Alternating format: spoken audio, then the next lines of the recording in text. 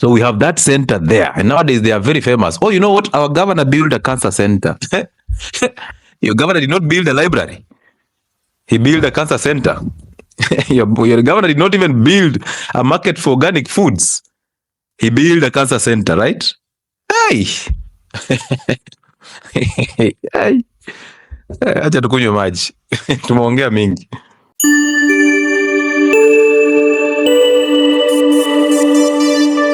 Before I even define cancer to you, allow me to tell you this. If you have a book, a pen, and you've seated down, you want to write something, start by writing the word tumor. Andika jina tumor.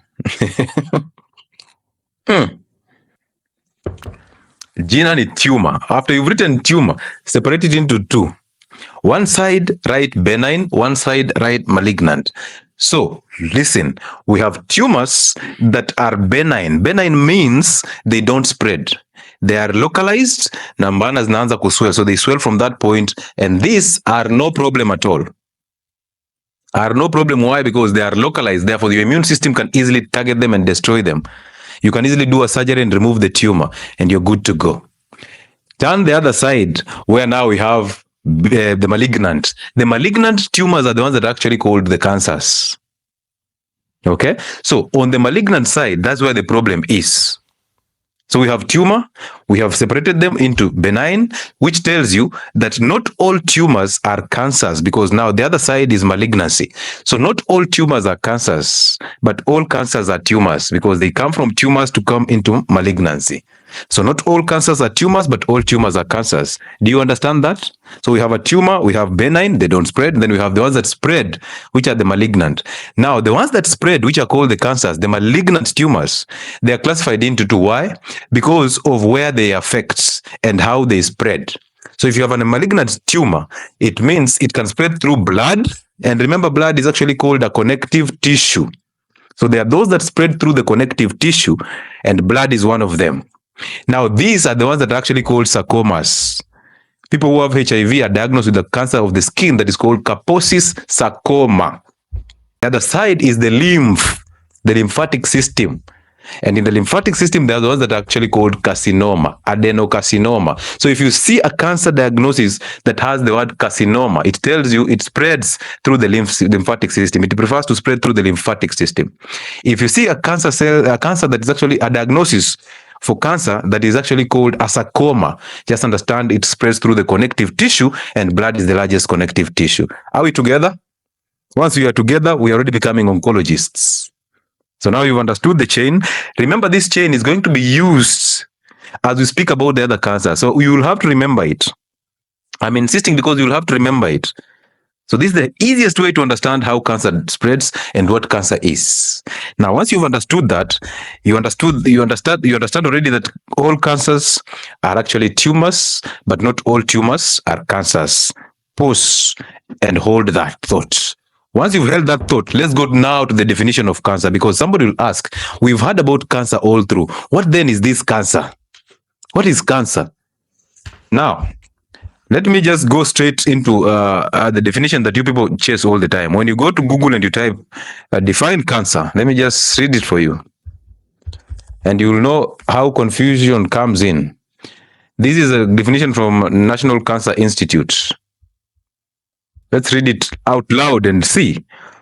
The definition of cancer. Cancer is a disease in which some of the body's cells grow uncontrollably and spread to other parts of the body. Now, pause and reflect. If cancer was a disease, we would easily handle it. We will not have all these problems with cancer. If it was just a disease, just like malaria. And remember, a disease is just a dis-ease. So your body is not at ease. That's what a disease is. To me, cancer is a condition. That's why it's becoming difficult to handle it, because again, it's actually utilizing your cellular mechanisms to actually multiply. So it's actually basically your own cells, but they are multiplying abnormally. Now, that is the definition according to NCI, the National Cancer Institute. But I want you to actually listen to another definition of cancer and embrace this one. Why? Because this one makes sense, and we will see it makes sense as we go ahead with the discussions. Okay? Good. Cancer is a group of diseases. Now it has changed from just one disease to a group. This is the reason why it's hard to treat it. It's a group of diseases that are characterized by uncontrolled growth and division of abnormal cells in the body. Hello? Should we repeat that? Cancer is a group of diseases characterized by the uncontrolled growth and division of abnormal cells in the body.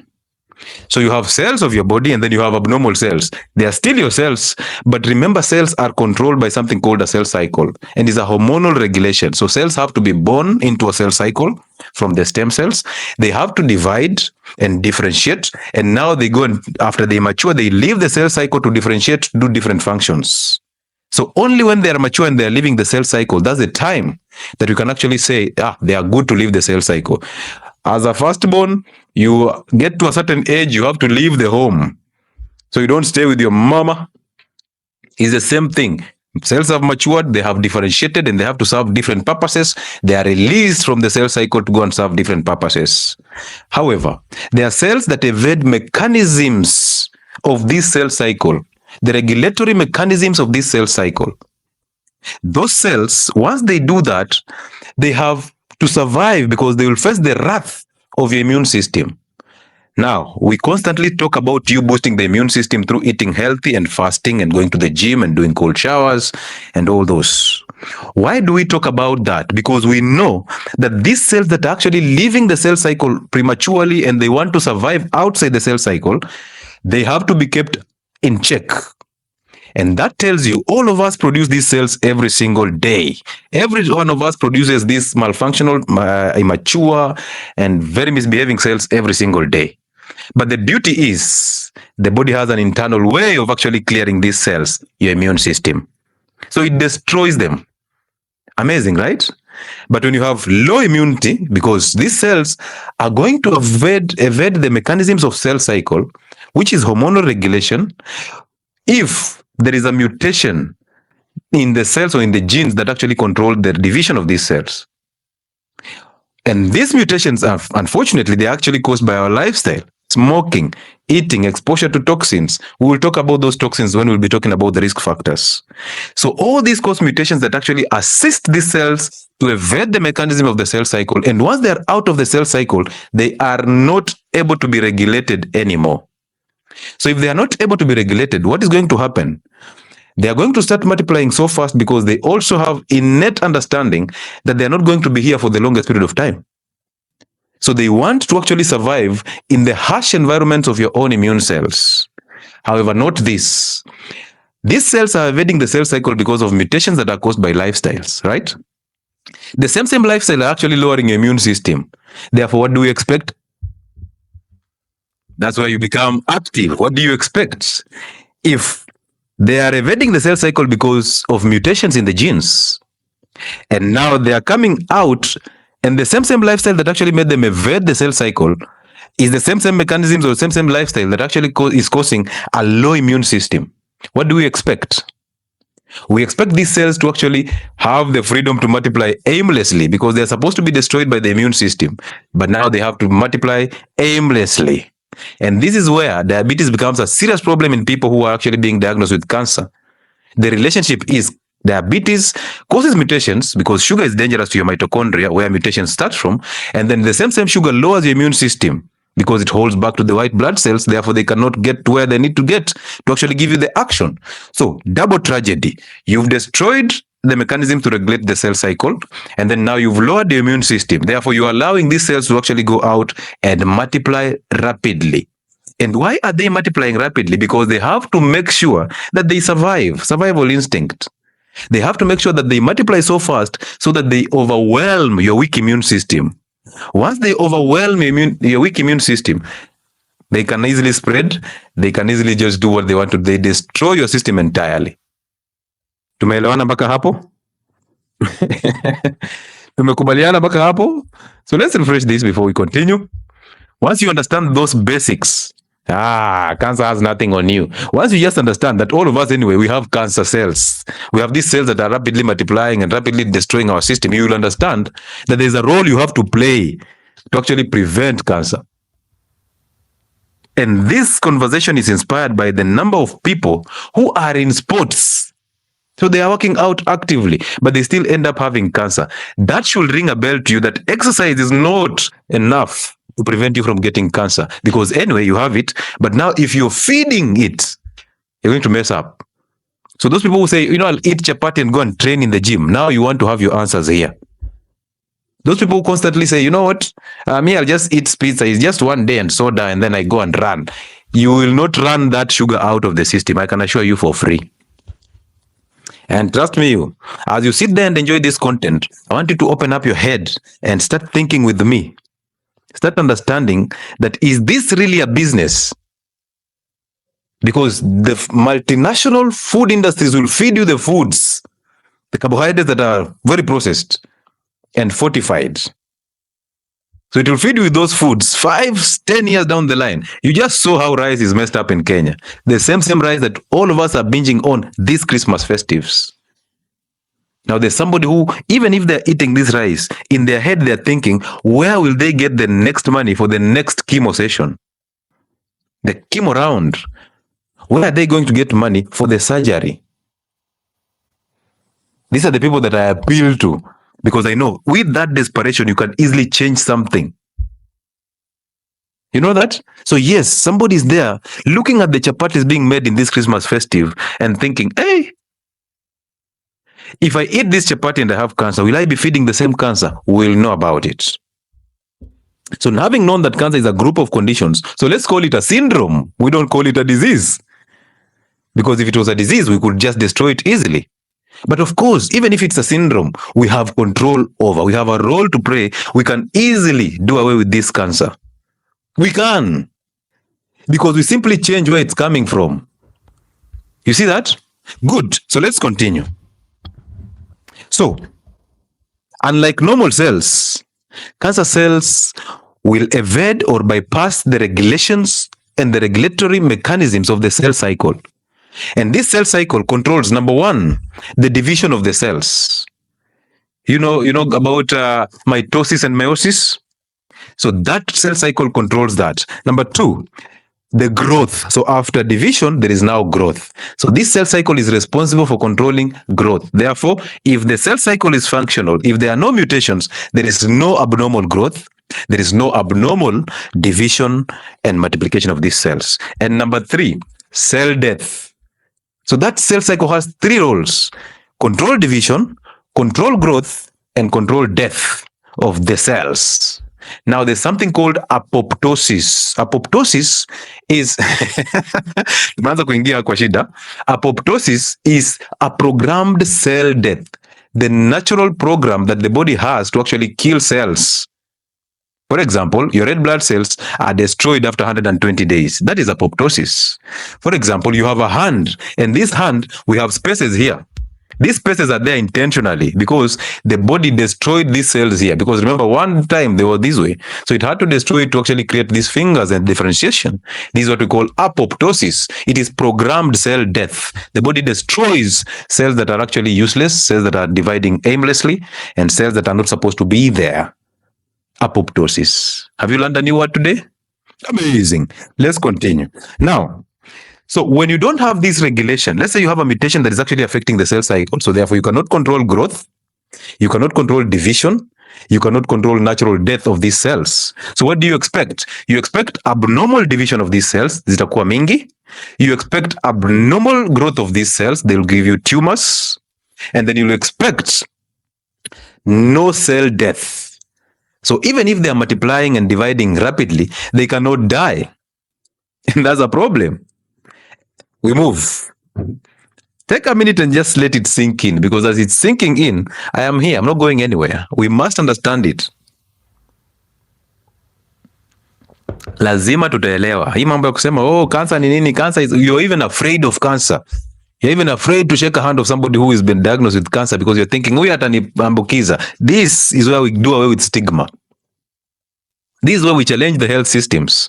This is where we tell your oncologist, hey, you know what? Yes, you have gone to school and you've been bestowed the power to read and write, not to think. You are bestowed with the power to read and write. Sawa oncologist, but are you thinking? outside the syllabus? Is there anything else you're doing? Or after you've just gotten the diagnosis, you're now selling fear to the patient. After selling fear to the patient, you're heading them straight to chemo, which is going to cause more side effect. And all of you know, or most of you who have actually served cancer patients know, cancer does not become a problem until after the diagnosis. Oh, once somebody gets a diagnosis, just like HIV, oh, you lose weight so fast. And then you're thinking, what about now chemo? You're going for chemo. And then what next? Side effect after side effect after side effect. And your life just goes on a downward trajectory. And then, of course, ulikufa cancer. Just the same way unakufanga diabetes, you die of diabetes when we are treating you of diabetes, right? And then we say, oh, you know what? Cancer will one day die.